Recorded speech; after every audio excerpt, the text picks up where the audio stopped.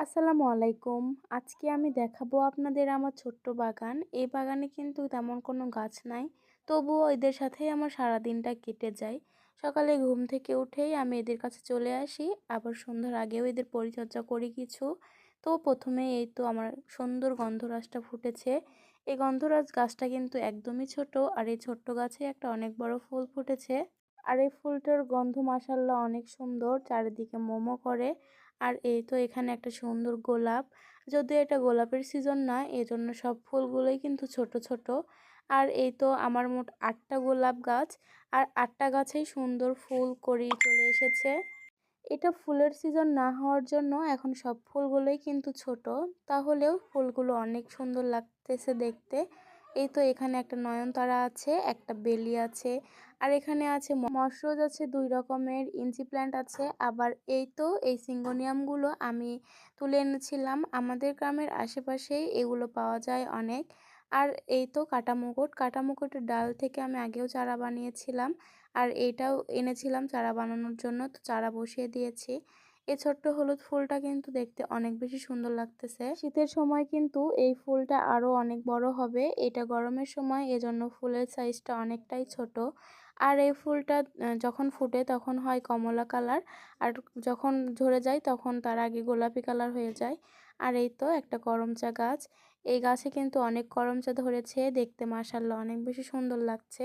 এই করমচা গাছের ফুল যেরকম সুন্দর, ফলটাও সেরকম সুন্দর। তো করমচা খেতে কে কে ভালোবাসো কমেন্টে কিন্তু অবশ্যই বলে যাবে। এই তো এই বেলি গাছটাতে এক থোকা বেলি ফুল ফুটে আছে। আমি সকালবেলা উঠে তো পুরাই অবাক হয়ে গিয়েছি, আর দেখে তো আমি অনেক খুশি হয়ে গিয়েছিলাম। তো এক থোকায় 5টা বেলি ফুল, দেখতে অনেক সুন্দর লাগছিল। দুঃখের বিষয়, আমি যখন বেলি ফুলের এই ভিডিওটা নিয়ে খেতে গিয়েছি, এসে দেখি ফুলগুলো নাই, চুরি করে নিয়ে গিয়েছে। আর এই তো এখানে কয়েক রকমের মশরত ছিল। এই ফুলগুলো মাশাআল্লাহ অনেক সুন্দর, অনেক বড় বড় সাইজ হয়েছিল। এখানে আমার কয়েকটা কালার আছে, আর আরও ফুটবে, সেগুলো ফুটেনি এখনো। এরপরে আমি সেদিন নিয়েছিলাম অ্যাডেনিয়াম।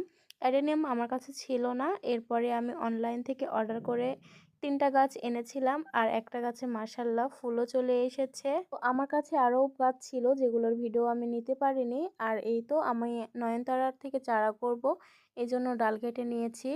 আমার কাছে নয়নতারা গাছ থাকলেও কিন্তু ভালো শেপের নয়নতারা গাছ নেই। যে বড় গাছটা আছে ওইটা আমাকে একজন গিফট করেছিল, এজন্য আমি ওটাকে এখন শেপ দিতে পারতেছি না, এজন্য ডাল কেটে এনেছি। ডাল কেটে এখান থেকে চারা বানাবো, আর এই চারা থেকে আমি সুন্দর শেপের একটা নয়নতারা গাছ তৈরি করে নিব।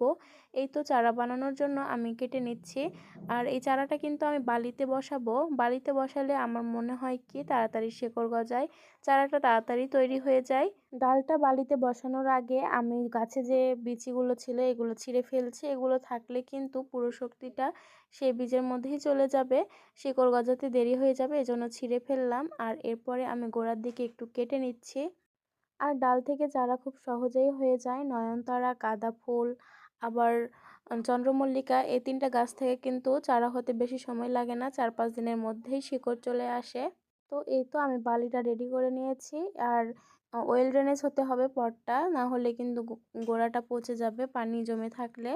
আর এই তো আমি এখন বসিয়ে দিচ্ছি ডালগুলো। তো 4-5 দিন পরে এটা যখন চারা তৈরি হয়ে যাবে তখন কিন্তু আমি আবার ভিডিও শেয়ার করব। তো আমার এই চ্যানেলটা কিন্তু একদমই নতুন, আমাকে সবাই সাপোর্ট করবেন, আর আমার চ্যানেলটা অবশ্যই সাবস্ক্রাইব করবেন। আল্লাহ হাফেজ।